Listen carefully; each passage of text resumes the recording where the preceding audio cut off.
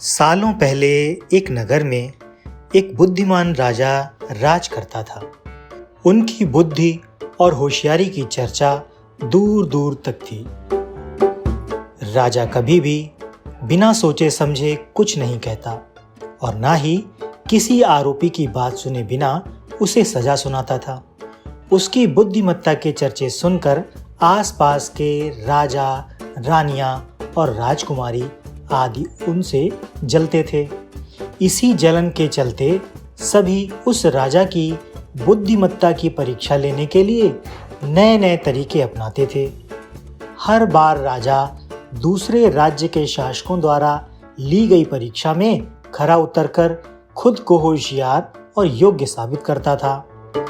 एक दिन राजा की परीक्षा लेने एक छोटी राजकुमारी आई। उसके हाथों में 2 फूलों की मालाएं थीं। दोनों माला में से एक असली फूल से बनी थी और दूसरी नकली से।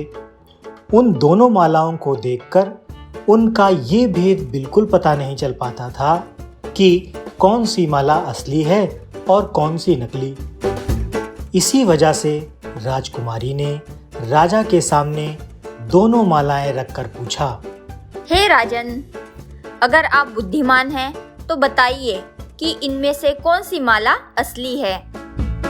राज दरबार में बैठे सभी दरबारी माला को देखकर हैरान थे, क्योंकि किसी की समझ में नहीं आ रहा था कि असली फूलों की माला कौन सी है।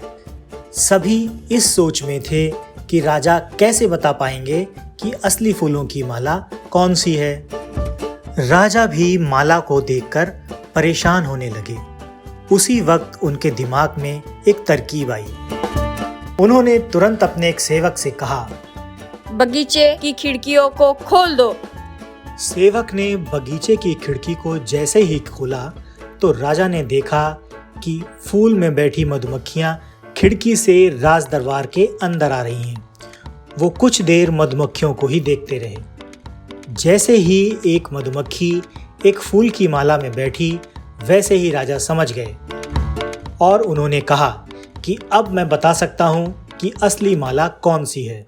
राजा ने तुरंत उस माला की तरफ इशारा किया जिस पर मधुमक्खी बैठ रखी थी।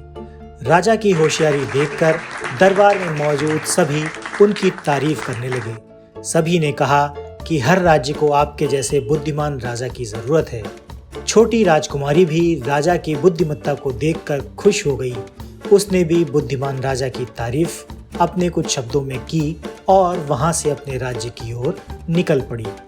कहानी से सीख: अगर व्यक्ति अपनी बुद्धि का इस्तेमाल करे तो वो हर प्रश्न का सही जवाब तलाश सकता है और हर मुसीबत का हल भी निकाल सकता है। ऐसे ही मज़ेदार वीडियो देखने के लिए हमारे चैनल को सब्सक्राइब कीजिए और बेल दबाना ना भूलिए। तो मिलते हैं ऐसे ही किसी मज़ेदार वीडियो में। तब तक के लिए बाय बाय।